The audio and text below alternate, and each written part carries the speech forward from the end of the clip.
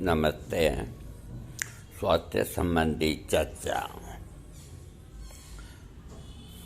आज हम आपके लिए ऐसी चर्चा करेंगे कि जो आप सोच भी नहीं सकते। एक बात उसके पहले बताते हैं हम कि आज सभी जगह कब्जियत की शिकायत बहुत अधिक हो गई है। कॉन्स्टिपेशन, पुरुष हो, स्त्री हो, युवा हो, बहुत ज़्यादा महामारी की तरह। तो इसको लोग बहुत आसान में लेते हैं, तो ये आसान में लेने वाली बात नहीं।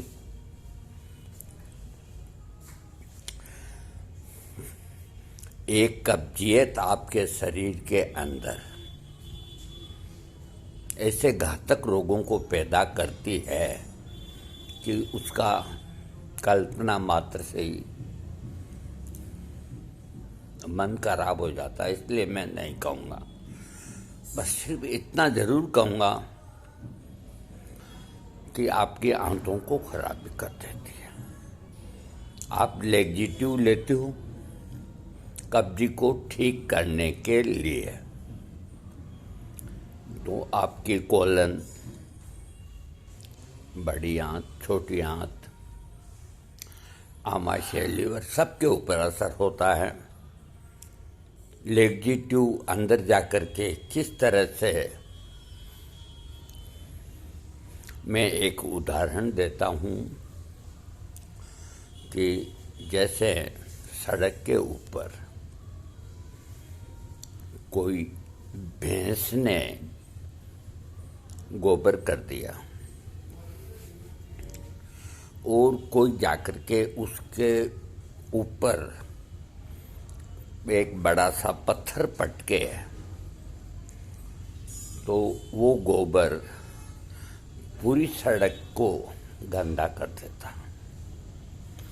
ठीक यही आपके शरीर के अंदर होता है। मल है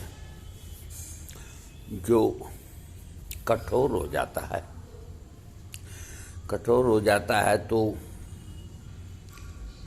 पेट साफ नहीं होता। पेट साफ नहीं होता तो आप वो कठोर मल के ऊपर लेग्जिटिव से प्रहार करते हैं, उसको पटकते हैं। उसको पटकने से वो बिखर जाता है। मल जो गाढ़ा होता है, सख्त होता है, और आपको दस्त, सांप लग जाता है। और दस्त लगने के बाद में आप बेहतर महसूस करते हैं। ये कोई एक आध दिन की बात अलग होती है, कोई गलत खान पान से, लेकिन जिनको कब्जियत है वो लगातार ही खाते हैं, ये मैंने देखा है। और बाजार भरा पड़ा है लेग्जिटिव से। कोई ने नाम रखा है पेट सफा, कोई ने नाम रखा है कायम चूर्ण, कोई ने नाम रखा है पचमेना, कोई ने नाम रखा। दुनिया भर के एक आयुर्वेदिक की दुकान में आपको 50 लेग्जिटिव मिलेंगे। तो आप क्या करेंगे? तो आप उनको यही कहेंगे कि भाई हमें अच्छे से अच्छा दो, जो कोई हमें आंतों को हानि नहीं पहुंचाए। तो कहेगा कि ये लेटेस्ट आया है पेट सफा, कोई कहेगा ये पंचसकार लेटेस्ट है डाबर कंपनी का, ये लो। कोई कहेगा ये तरुणी कुसुमाकर है, नाम कितना प्यारा है, तरुणी कुसुमाकर चूर्ण। कहिए कोई नुकसान नहीं करता, ये ले लो। अब मैं आपको एक बात बताता हूँ, बिना जहर मिलाए, मैं जहर ही मानता हूँ इनको, बिना दस्तावर चीज मिलाए, जिनके अंदर मुख्यतः क्या मिलाते हैं ये, एक होती है सनाई पत्ती, उसका पाउडर इनको मिलाना ही मिलाना। एक होता है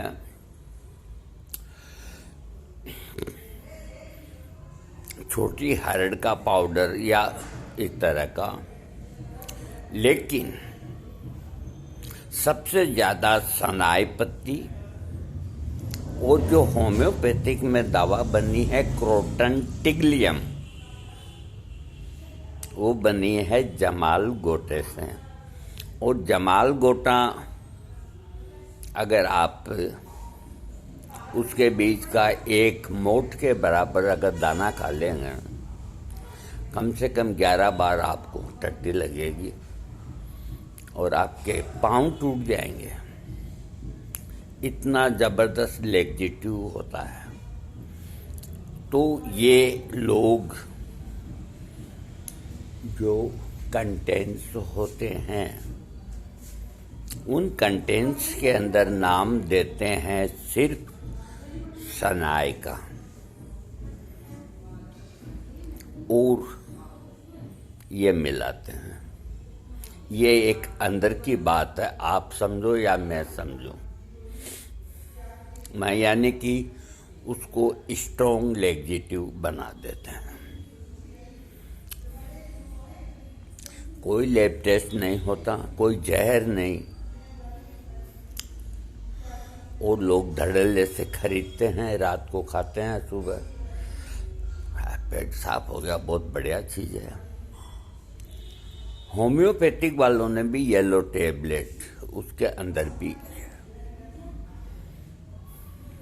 शॉर्टेज है उसकी शीशियों की येलो टेबलेट, इतने उसके खरीदार हैं।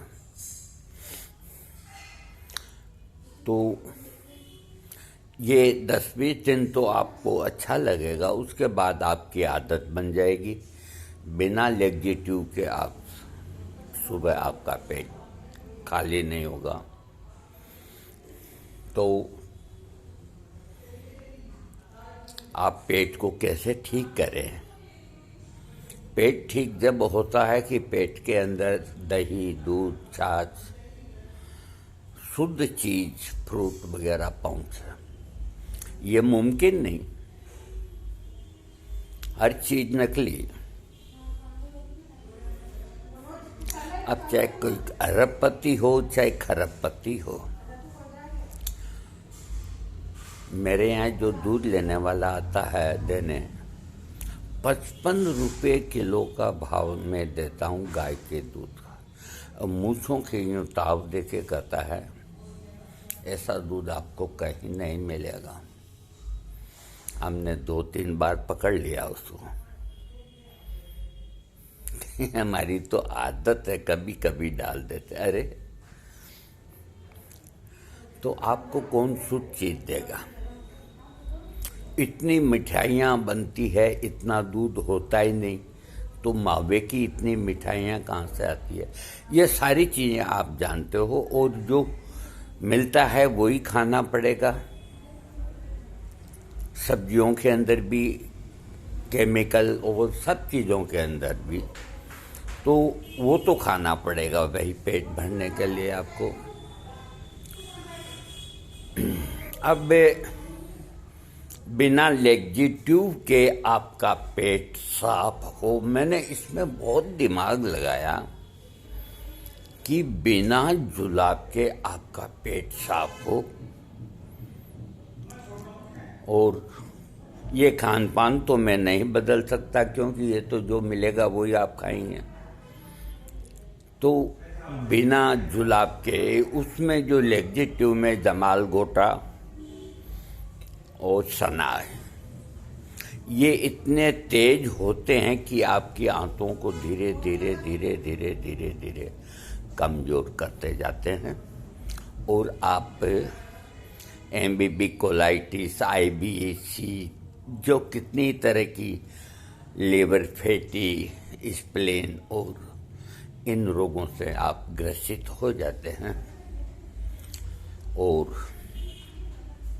उसके बाद उनका अलग इलाज होता है। तो जब आदमी को 2-4 रोग हो जाते हैं ना, तो उसकी आयु कम होने लगती है। तो आप कहेंगे तो हम क्या करें? ये बात भी सही है। तो देखो, मैं एक उपाय बताता हूँ, इसको हंसी में नहीं टालना आप, और ये भी मत कहना कि ये बुढ़ा पागल हो गया है। मैं अभी पागल नहीं हुआ, मैं वृद्ध हो गया यूँ मान लो। और मैंने मेरे इष्ट देव से कह रखा है कि बाबा मुझे कभी भी तलब कर लो। तो मैंने कमेंट्स बॉक्स बंद करा है। कोई कुछ गाली निकालते हैं, कोई कुछ कहते हैं, कोई कहते हैं मैं बंगेश्वर रस खा लूँ क्या? अरे फालतू फालतू के। उनको अगर जवाब नहीं देते हैं तो ये कहते हैं कि कमेंट्स बॉक्स क्यों खोल रखा है जब जवाब नहीं देते हो तो। और वो यो चीज पूछते हैं कि आईबीएस की क्या इलाज है। अब बताओ हम क्या कमेंट्स बॉक्स में इलाज बताएं? वो स्त्री रोगी है, पुरुष है, बच्चा है, जवान है, बुढ़ा है, और उसके शरीर में क्या क्या बीमारी है, ये जाने बिना हम कैसे दवाई लिखते हैं? हाँ, कोई ये जरूर पूछता कि भी दांत दर्द हो रहा तो दवाई लिख देते हैं, पेट दर्द होता है तो हम लिख देते हैं बिकोलोसिंथ खा लो। अब लेकिन इस तरह की मेरा लीवर ठीक नहीं, तो भाई उसमें ऐसे जेड तक जाना पड़ेगा, उसको समझाना पड़ेगा ये डाइट खानी, ये करना, वो करना। तो कमेंट्स में इतना लिखना संभव नहीं। और इस तरह की गालियां देते हैं कि आदमी सहन नहीं कर सकता, तो मैंने बंद कर दिया। वीडियो देना बंद नहीं किया, वीडियो मैं आपको देता रहूँगा। अब मैं आपको एक बात बताता हूँ कि लेग्जिट्यूव आप अपने कहीं बाहर जाओ, घर से बाहर 1-2 दिन के लिए, तो ये जितने लेग्जिट्यूव हैं इनके अंदर तरुणी कुसुमाकर चूर्ण, उसमें सनाई है, औरों में भी सनाई होती है, लेकिन उसमें जो और कंटेंट्स हैं वो अच्छे हैं। तो कहीं बाहर गए तो आप फिर रात को वहाँ फक्की ले लो, तो 2-3 महीने में 2-4 दिन लेने से कोई खास बात नहीं। अब आपको करना क्या है, बिना दवा के आपका पेट आप जब चाहें साफ कर सकते हैं। वो उपाय मैं आपको बताता हूँ। देखो, अपने टॉयलेट के अंदर खड़ी सीटें ही होती है आजकल। ये खड़ी सीटें होती है। पहले चिकित्सा करते थे तो एनिमा लगाते थे। तो एनिमा एक डब्बा होता था 1 लीटर का, तो उसमें पानी भर के थोड़ा नींबू डालते या शहद डालते या प्लेन ही पानी, और एक नलची लगी रहती थी। तो कोमोड पे बैठ करके, चाहे वो नीचे की सीट हो चाहे ऊपर की हो, अब तो ऊपर ही ऊपर की हो गई, नीचे की सीटें कोई गरीबों को है, और गरीबों को देखो कब्जी होती नहीं है, वो लेग्जिटिव खाते नहीं है, क्योंकि वो अन्न ज़्यादा खाते हैं, मेहनत ज़्यादा करते हैं, वो एक ही बार जाते हैं। ये बुद्धिजीवी आदमी शहरी लोगों के लिए, आप और हम जैसों के लिए मैं आपको बता रहा हूँ कि अपने कोमोड के अंदर एक नीचे जेड लगा रहता है, हवाई जहाज की तरह, एरोप्लेन की तरह, उसे जेड बोलते हैं। प्लास्टिक का भी होता है, स्टील का भी होता है। तो आजकल सिस्टम चल पड़े हैं कि ऊपर टंकी के अंदर जाने कोई मशीन लगाते हैं तो प्रेशर खूब आता है, और मशीन नहीं भी लगाओ तो भी प्रेशर आता है। अब एक तो जेड, जो आदमी जैसे ही अपना मल त्यागता है, क्लियर होता है, तो वो जेड वाला दबा करके और अपना मल द्वार को साफ कर लेता है। अंग्रेज लोग कागज से साफ करते हैं, अपने यहाँ उससे साफ हो जाता है।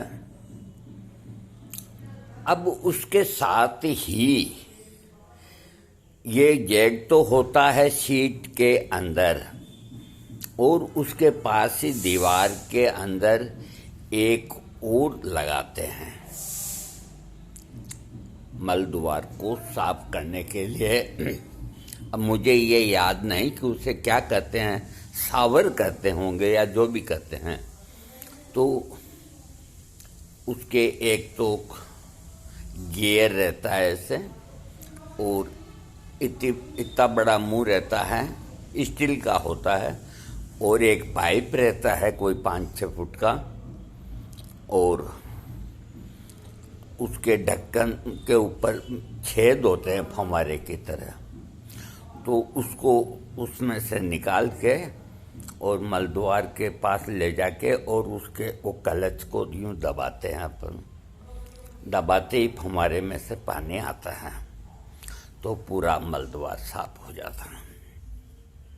अब आपको क्या करना है, वो जो चीज़ है जेड, वो स्टील का होता है, उसके ऊपर जो जाली है छेद वाली, वो भी स्टील की होती है।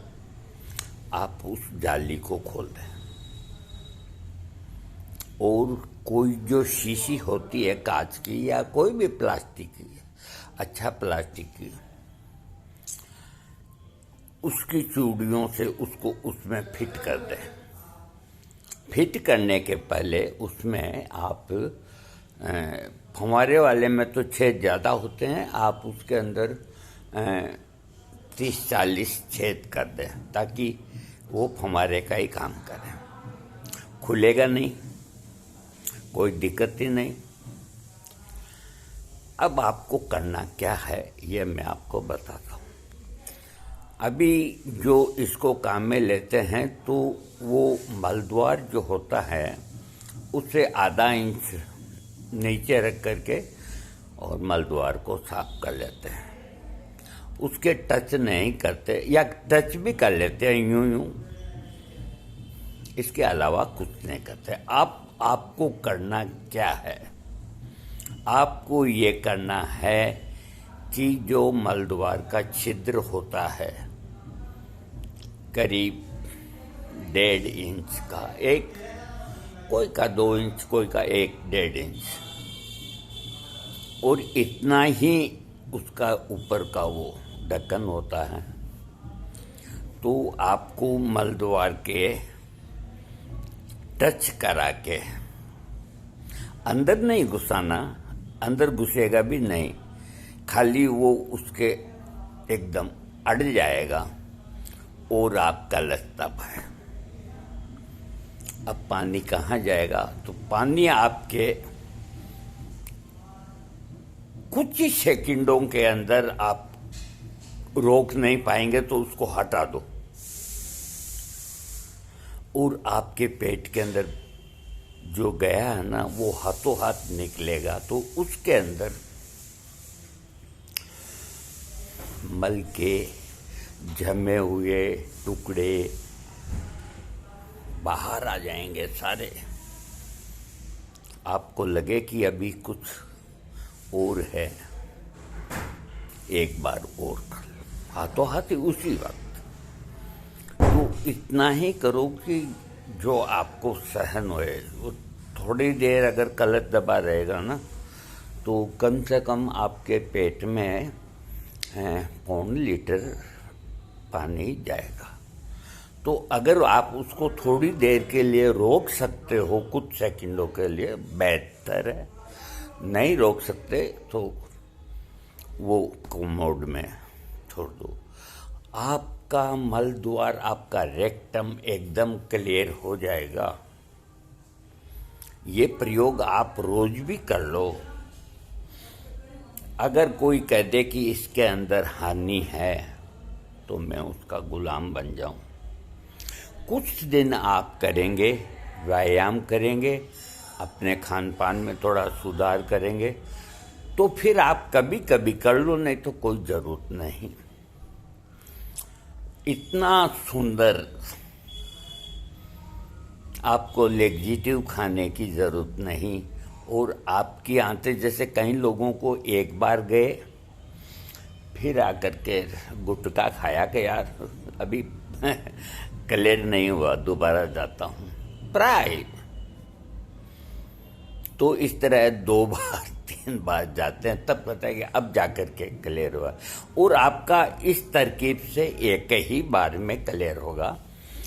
ऊपर जो स्टील का इसलिए हटा रहा हूं कि देखो उसमें थोड़ा कोई जंग आ जाता है, और प्लास्टिक का होगा तो कोई जंग नहीं आएगा।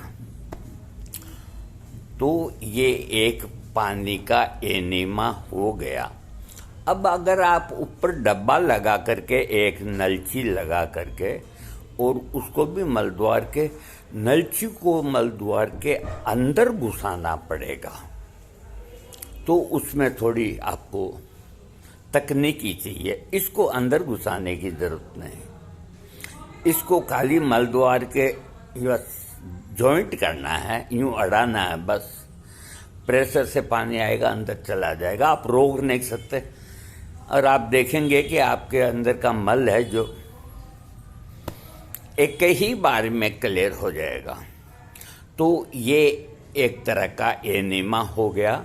वो डिब्बे वाला भी आप करना चाहो, जिसको नलची लगानी आती है, तो वो नलची प्लास्टिक की होगी, उसको मलद्वार के नीचे लगाओ, तो उसमें हेडेक ये होती है, उस डिब्बे में चालू ही रहती है, नलची को यूं मोड़ करके और फिर घुसाना पड़ता है। इसमें ऑटोमेटिक काम है, इसमें क्लच है आपके हाथ में, आप जितना चाहो उतना पानी लो। ये सिस्टम सबसे बढ़िया है। और महीने में एक आध दफे आप वो जो ढक्कन आपने लगाया है, तो उस ढक्कन की वो चूड़ियाँ होती, उसी में ढक्कन होता है, उसको खोल लो। उसको खोलने के बाद में आप उसमें थोड़ा शहद डाल दो, घी डाल दो, तिल का तेल डाल दो,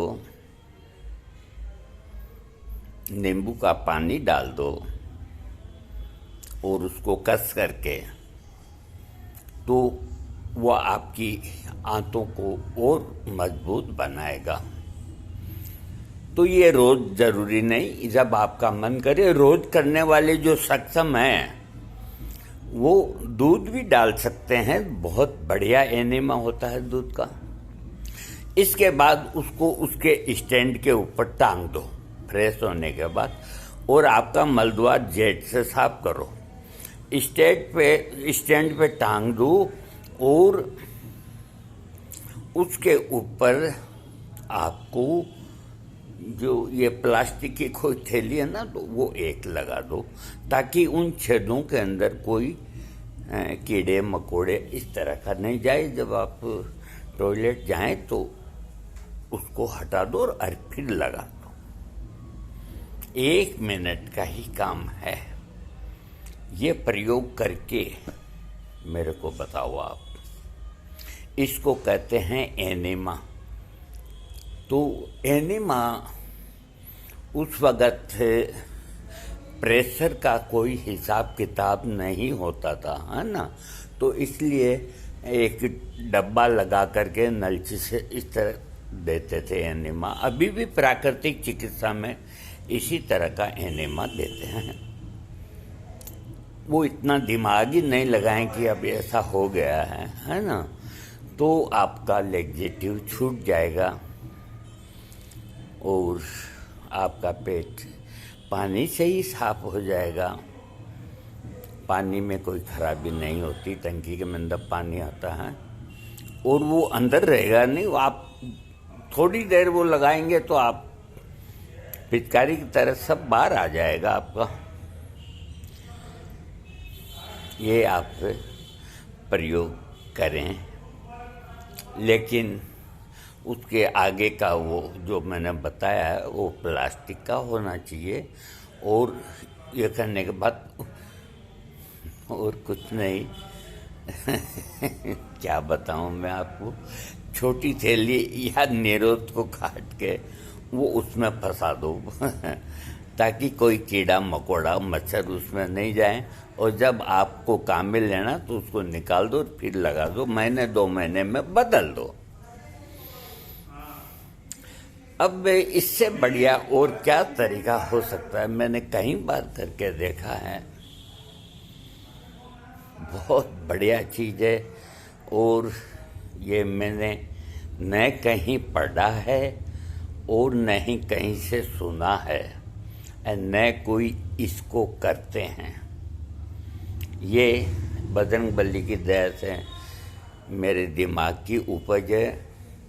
एक बात बता देता हूँ,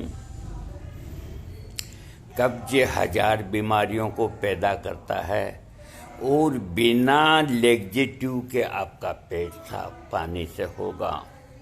वो पानी भी अंदर नहीं रहेगा, सब बाहर आ जाएगा। कोई साइड इफ़ेक्ट नहीं, कोई बैड इफ़ेक्ट नहीं।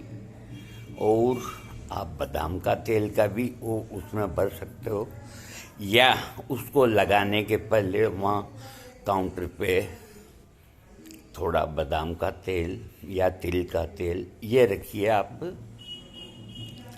तो उसके बाहर ही लगा लीजिए, ताकि आपका जो रेक्टम का छिद्र है उसके वो प्लास्टिक का जो आगे का अड़ेगा ना, तो कोई तरह का इन्फेक्शन कुछ भी नहीं होगा। आपको साफ सफाई का ध्यान रखें। और इस 28 मिनट के वीडियो को आप ये सोच करके फेंक नहीं देवें कि इतनी देर तक माथा खाया और क्या उपाय बताया। याद रखेंगे कि एक बंदा था जिसने एक तरकीब बताई। जो गरीब आदमी है वो एनेमा एक टीन का वो ला करके नलची लगा के वो वैसे करें। इन लैक्सेटिव से बचिए।